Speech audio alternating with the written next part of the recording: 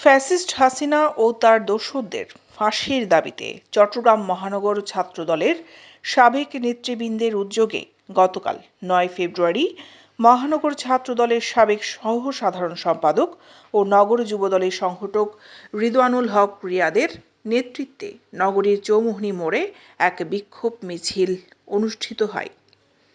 মিছিলটি নগরীর গুরুত্বপূর্ণ সড়ক প্রদক্ষিণ করে কদমতলী মোড়ে এসে শেষ হয়।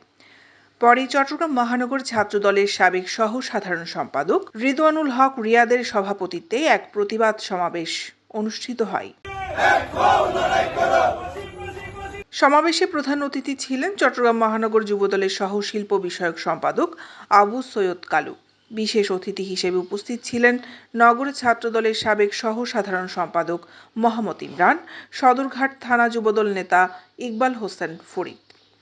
এ সময় আরও উপস্থিত ছিলেন নগর যুবদল নেতা মানিক, আবু তাহের, মিলন, পারভেজ, চম্পা, আজাদ সওদাগর, সোহেল, রনি, মোহাম্মদ শাহেদ, সেলিম, নগর শ্রমিক দল নেতা তসিফ, রাহাত, রিজভী, ইমন, জয়, হৃদয়, নগর ছাত্রদল নেতা তানভীর, আরমান, ২৮ নং ওয়ার্ড শ্রমিক দল নেতা শাহজাহান, আব্দুর রহমান, দিদার।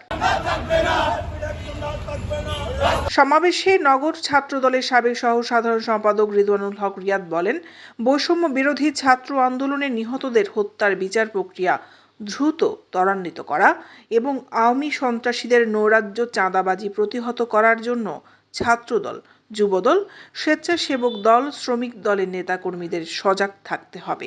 শ্রমিক দলের উদ্যোগে আজকে এক প্রতিবাদ সভা বিক্ষোভ মিছিল অনুষ্ঠিত হয়েছে।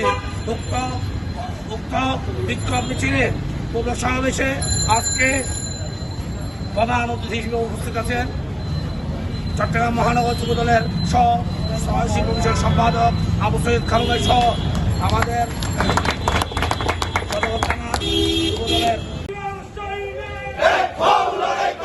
দৈনিক আজাদী নিউজ ডেস্ক।